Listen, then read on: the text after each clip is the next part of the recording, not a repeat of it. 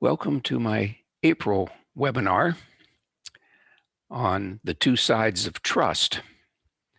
I kind of wanted to make the title The Two Sides of Trust and Candor, but I kind of just left it the two sides of trust because I wanted to focus on the concept of trust and handle it differently than we usually talk about it. Because we all know, we all understand that trust works two ways, right? You rarely trust a person that you feel doesn't trust you. And you trust people who you feel are trustworthy, and you try to make yourself trustworthy in a similar regard.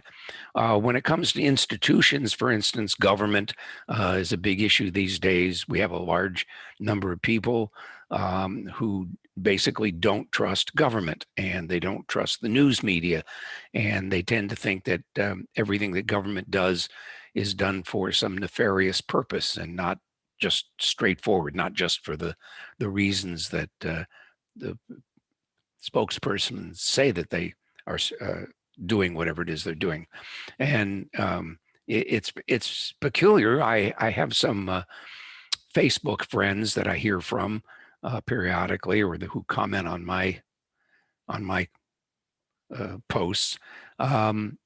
And I struggle sometimes to understand where they're coming from. How did they get to the kind of frame of reference that they're using when they make their comments?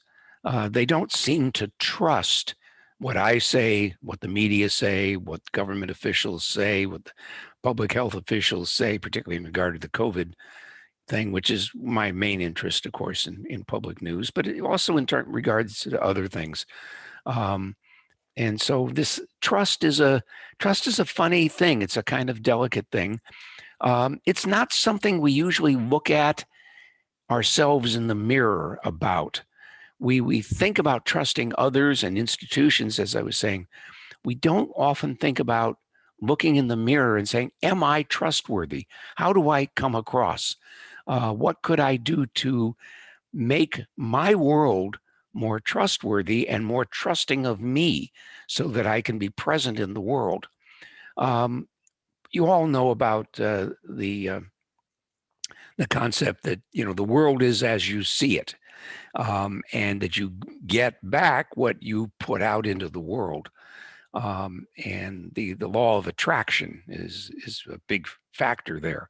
And so it's not just what you conceive, but actually how you present yourself in the world that influences how the world sees you, and how friends and people you interact with, and even institutions, in a sense, interact with you.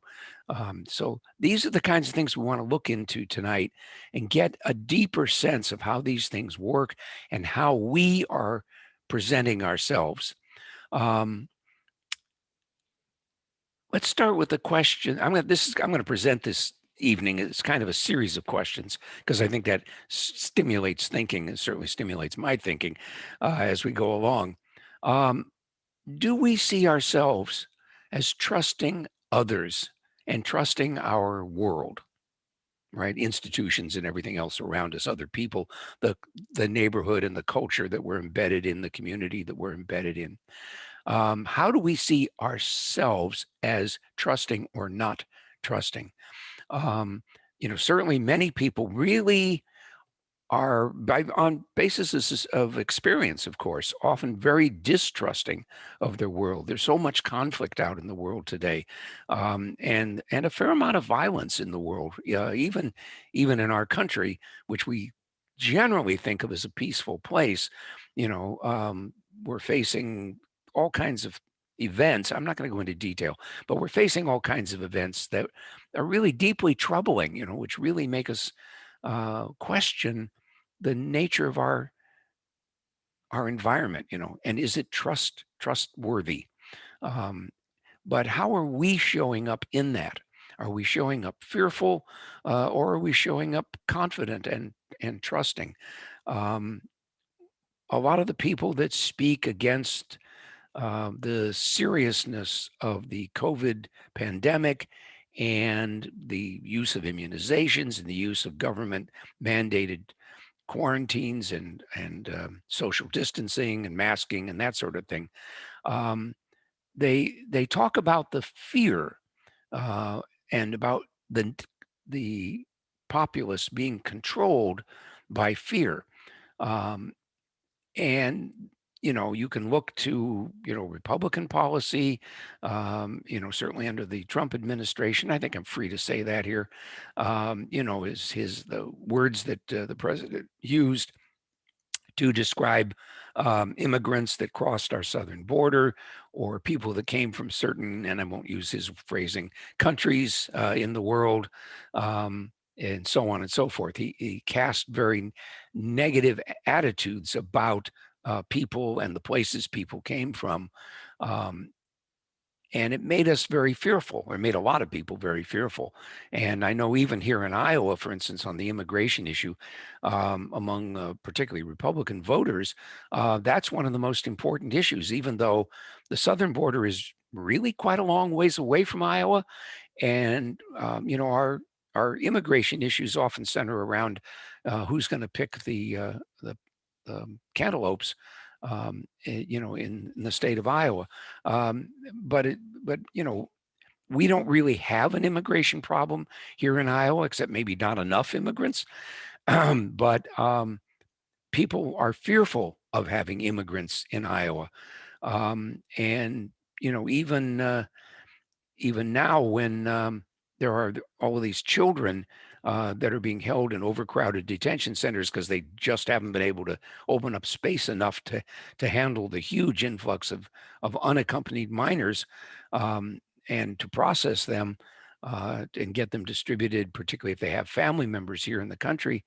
Um, our own governor here in the state of Iowa said it's not our problem and we don't need them here, which is a very unfortunate attitude if you just think about it, not thinking even about which particular children she's talking about, but to have a governor say it's not our problem and we don't want them, um, that's a very sad place for us to find ourselves in. So these are the kinds of things going on in the world that may make us feel unsafe and um, holding back in our feeling of trust uh, for ourselves in the world and for that world around us. Um, so we can ask ourselves about our trusting others and our world. We can ask, are we trustworthy? That's a strange question. Almost nobody ever says to themselves, "Am I trustworthy?" Uh, Do we see ourselves as trustworthy? Not just trusting, but trustworthy.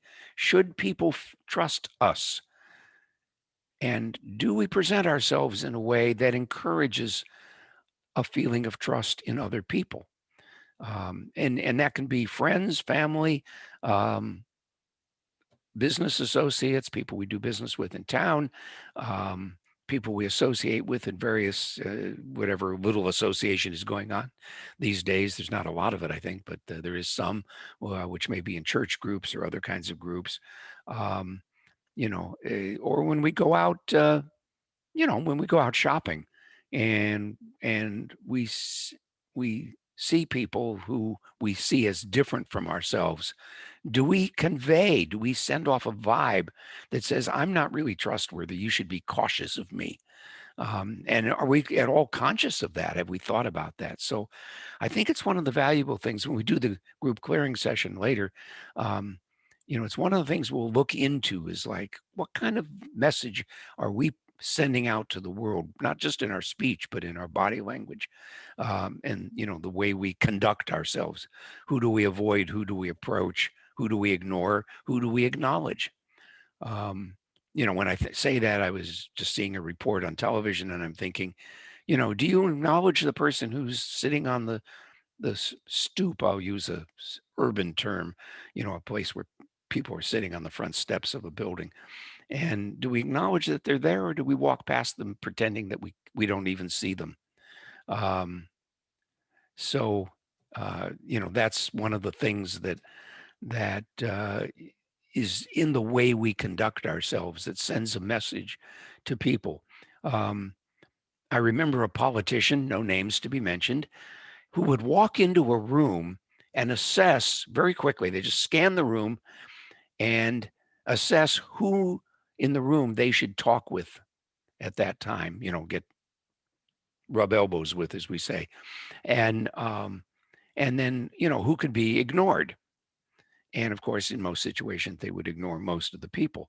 And even though I tended to agree politically with the candidate, um, I thought, that's not somebody I want to elect to represent our community, not just me, but to represent our community, because they're only going to listen to the people who they perceive have power. And they're not going to listen to the rest of us. And it's the rest of us that need a representative, in my thinking, who need a representative who's going to stand up for everybody, is going to listen to everybody, and not just discount them and say, well, there really isn't much we can do about that. Or maybe they say, well, yes, I will look into that, or they'll do something else. And sometimes they will do a little something like that. So it's seeing in someone whether you see yourself, whether you see them as someone you can trust, are they trustworthy, and how you show up to them. And so you can kind of gauge sometimes with someone that they don't see you as somebody that they trust. Now, part of that is political power, part of that is just a personal space, right? Whether you can have a real relationship with them when you talk with them or not. So these are part of the issues. Um, and one of the ways you can answer that question is, do my peeps, I love that term, do the people that I associate with, family, friends, people in my community, do they trust me and the world around me, my community? Does my community trust me? Do I fit in whatever? Do I show up in ways that they can relate to, and the individuals in the community, so that I feel accepted and welcomed and included. Um, but let's go deeper into this thing about trusting. Um, what is the relationship between trust and candor? Now, trust or trustworthiness, we can use that word too, because in terms of how we come off and how we judge other people, um, we can describe it in terms of trustworthiness. Um, and then candor. What's that candor? Candor is openness, right? It's letting people know who you are, what you're thinking, what you want, what you need. Um, and somebody pointed out to me in a Facebook post, that um, in different cultures there are different standards about candor. In many cultures, for instance, our culture tends to be fairly direct in the way we say things. Now, directness and candor are not exactly the same thing. They can be, but oftentimes directness is just saying something to manipulate somebody. It's just saying it outright. Whereas candor is about describing yourself, being open, showing who you are, conducting yourself in a way that's true to your values. Where so it's it's not the same necessarily as being direct. But we tend to be fairly direct in our culture, um, except in relationships. In relationships, we are notorious for beating around the bush, for not really saying what we mean. I've been watching love stories, uh, in the for entertainment, and as a way to fill up the space of living alone. And so often, one of the themes in a love story is people not really communicating, not really saying how they honestly feel. They say how something that they think the other person is going to find acceptable. And so problems inevitably. It's part of the plot line, right? Is that problems result from that lack of honesty, that lack of candor about who we are and how we feel. And so honesty is another factor there um, that influences how other people judge us and how we judge them. In truth, most of us can meet someone and literally in a matter of a couple of minutes decide whether or not, no, it's not the way to say it, to decide how candid we are going to be about who we really are. And what's one of the ways we try to be candid? Often it's through our suffering, through our misery, through our pains. We complain maybe about the weather. That's pretty superficial, right? But it's a socially acceptable, right? Well, how are you? Well, I really wish the weather was warmer.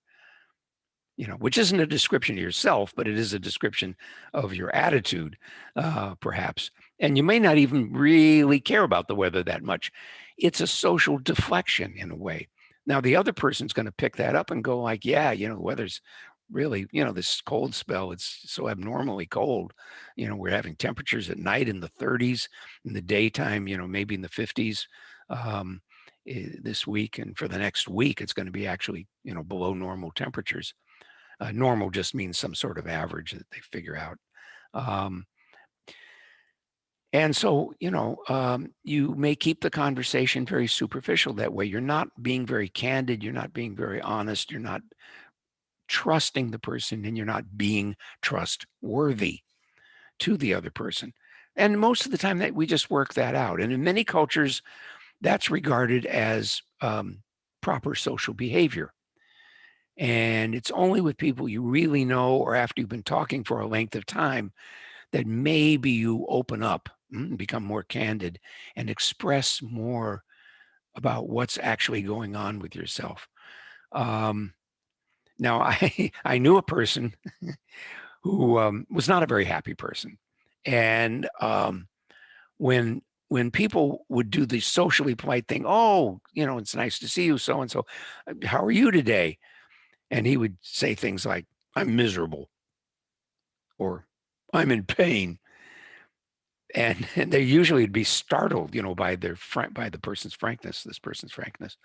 And it was, kind of a shame that, this frankness actually was intended to be a put off. It was a way of deflection that was even worse than talking about the weather or some other relatively unimportant thing. It was so jarring to people, and the person obviously loved to see the response. They were a little bit maybe sociopathic in that way, and love to disturb other people.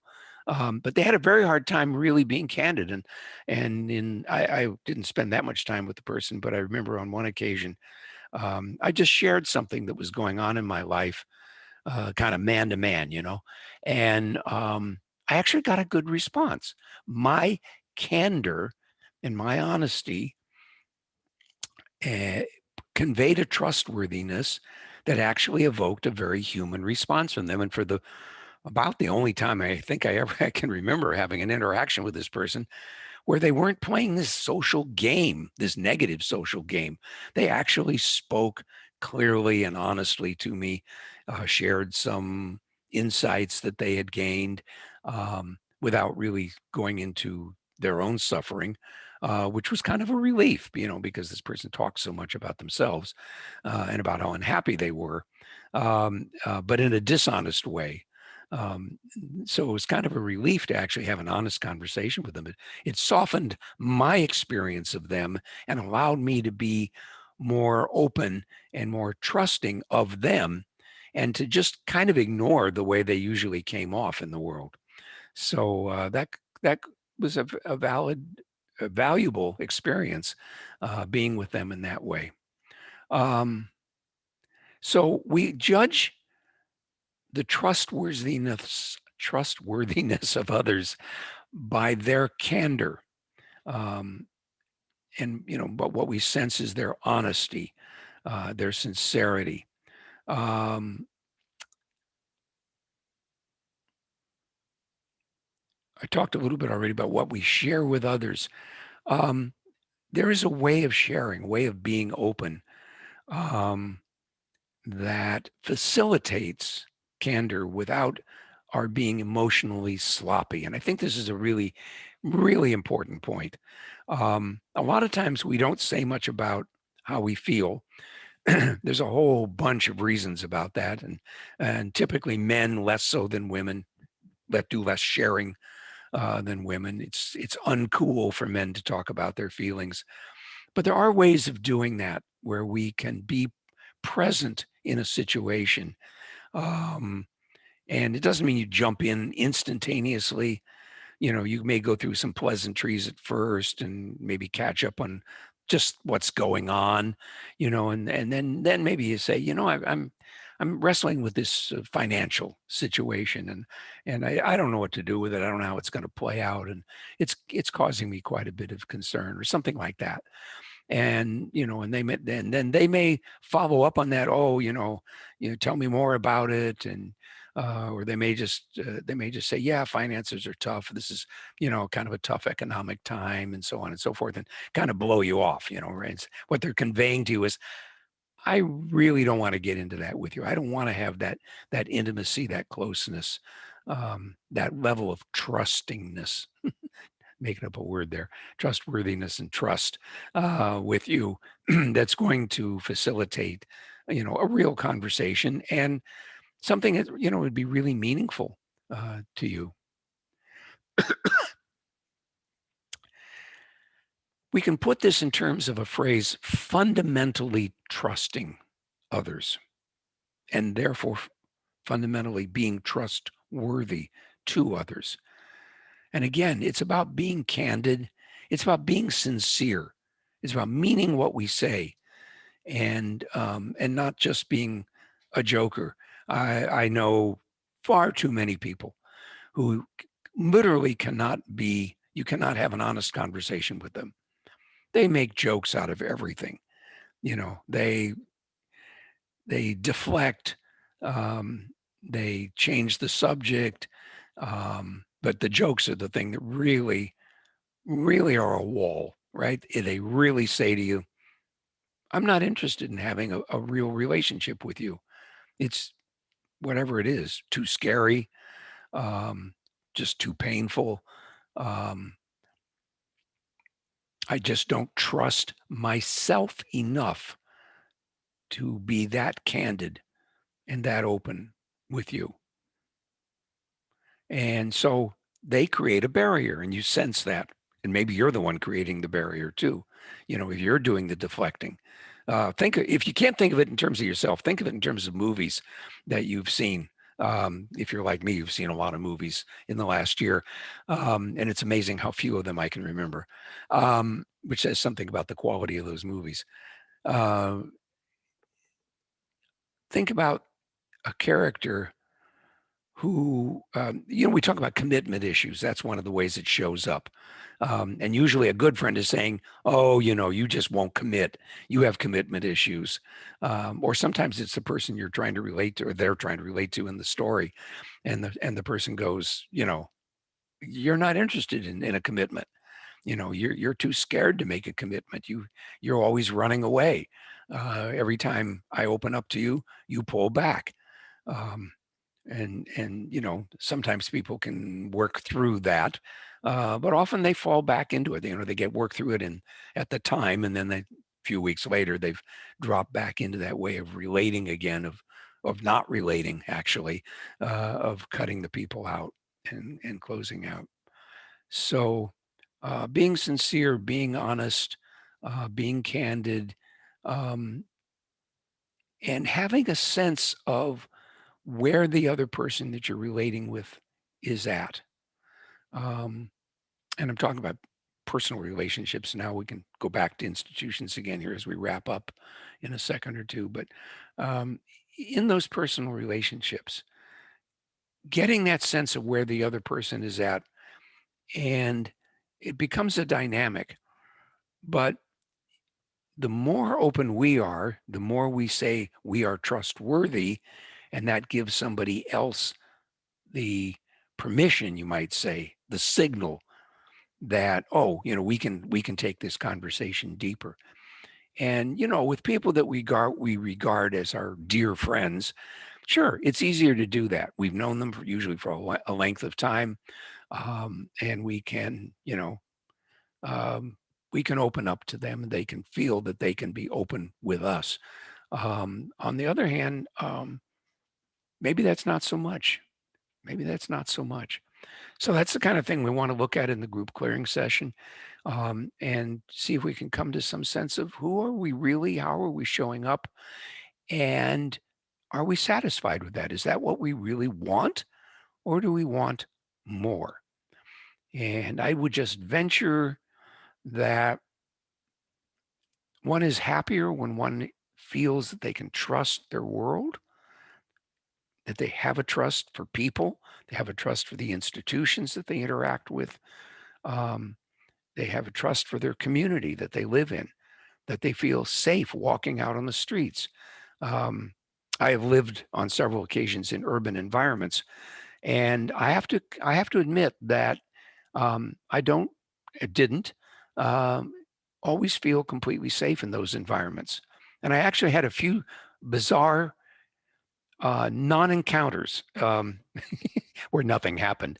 But on a couple of occasions, couple of 3, 4 occasions, maybe, I remember passing somebody who, by outward appearance, could have been very dangerous. Um, uh, One person was hiding in the shadows of a building. Another one I passed, I remember, was carrying a rolled up newspaper, and that usually meant that they were hiding a lead pipe uh, inside the newspaper. Um, and so, they looked dangerous, but they weren't interested in me, fortunately. So I lived to tell about it. Um, but I've had some instances like that in urban environments, and certainly was aware of crime and other things that went on, and drug use and drug related crime, including robberies and such, burglaries, and um, so in the urban environment, I didn't always, well, I often did not feel completely safe. Um, I wasn't anxious about it particularly, but there was still this background level. Whereas here in Fairfield, where I live, most of the time, I don't even feel like I need to lock my door. Sometimes I do it anyway, just so. But basically, the feeling is, that it's a safe environment. It's not likely that anybody's going to steal anything. I'll leave things in my car, not usually very valuable things, but I'll leave just stuff in my car sometimes and not lock the car. Or if it's a hot summer day, I'll leave the windows rolled down. And I notice I'll look around, like I go to the grocery store, and I'll look around and I go like, oh, all the cars are locked up, but mine has open windows. Is that an invitation? Not really in this town. Not really. Yeah, it could happen. Somebody take advantage of that situation. But I have a level of trust in my neighbors, in my community. So I hope that conveys the way in which one trusts. I can look at myself because I have tangible evidence. I'll leave the windows rolled down in the parking lot, and I'll say, I trust. I can say it out loud even, or at least say it to myself. I trust it's going to be okay. I can leave the car like this and nobody's going to bother it. And most of the time that would be true. Whereas other people, they've got their windows rolled up. Why? Because they don't have that level of trust or foolishness, whichever it is. Okay. So I think that does it for our discussion of trust. The two-way aspect of that, it's a dynamic between ourselves and our environment, how much we trust, how much we project trustworthiness, and how much that environment, our friends, our family, our institutions give back to us in that trusting kind of way. So I'll invite people to put a comment or questions in the chat. If you want to use the chat to say, please unmute me so I can ask a question, you can put that in there too. Then I just might do that. Anyway, hope you're all happy and well and uh, having a good time.